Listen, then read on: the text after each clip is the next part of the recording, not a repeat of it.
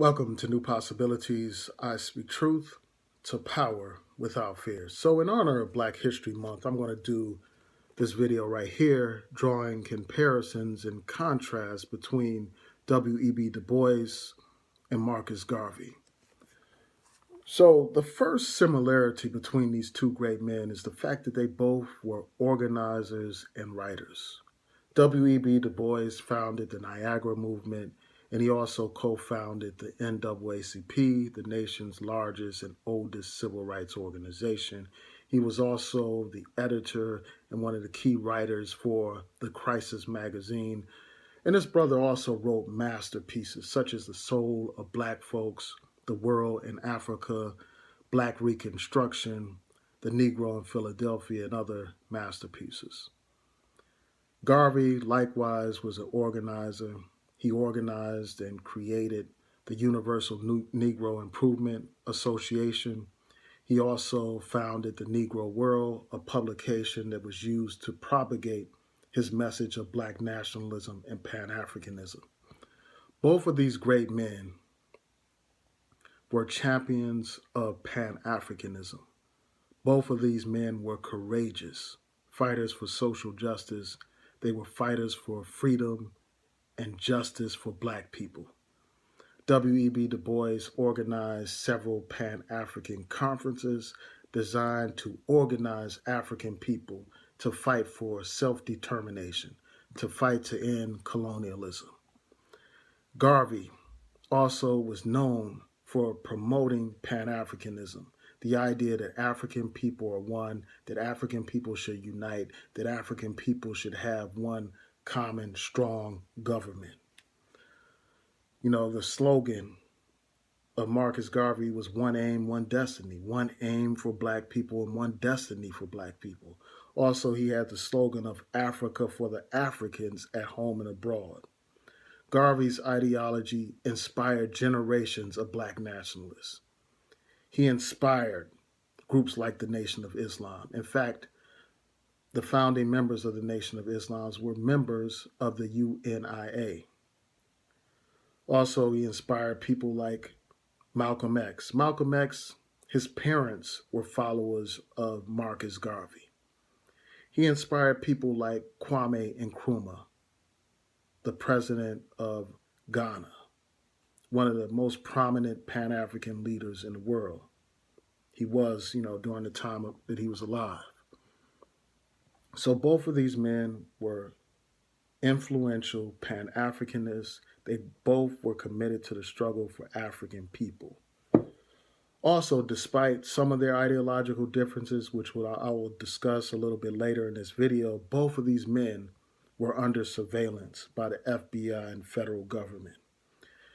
The FBI was investigating W.E.B. Du Bois for his ties to communists, and Garvey, they had been investigating Garvey from the beginning. In fact, they hired their very first Black FBI agent so that he could infiltrate Garvey's organization and undermine Garvey's organization and sabotage his organization. Garvey reported, he talked about how he believed that the FBI and the government and other people conspired to sabotage the Black Star Line.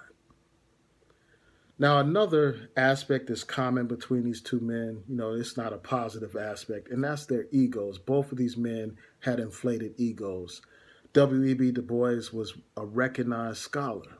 He was one of the greatest intellectuals of the 20th century, so I'm sure that went to his head. Also, he came from an elite background. This is a man who went to a historically Black university, Fisk, and he also went on to become the first African American to receive a PhD from Harvard University.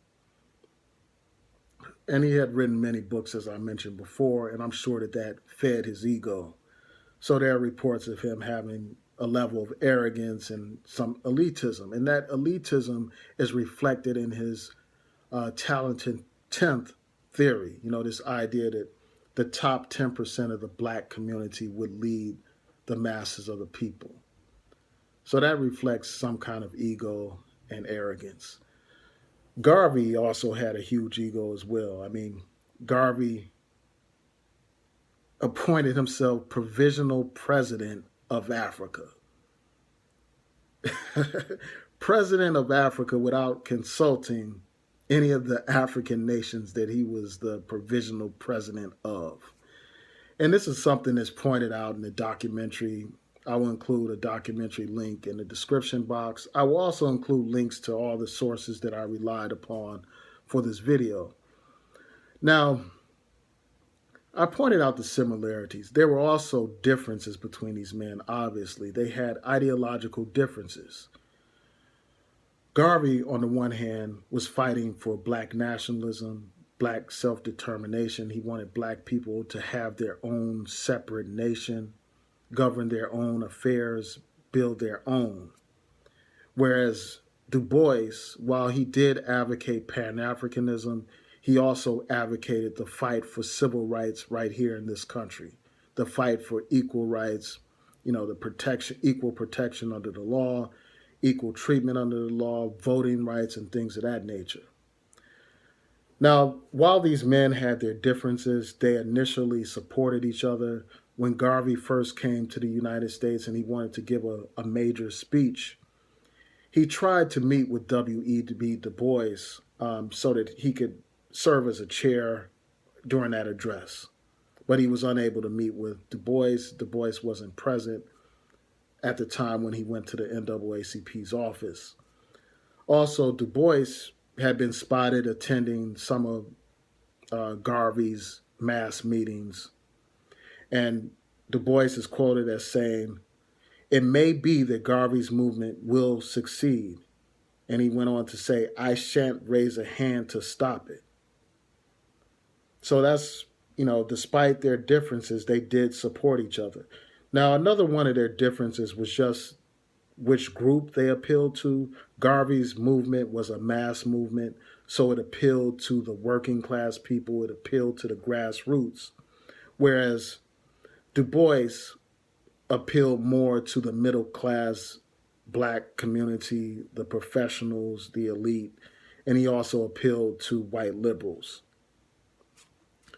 So because of their differences and because of, I think, jealousy, there was conflict between these two men, and it's unfortunate.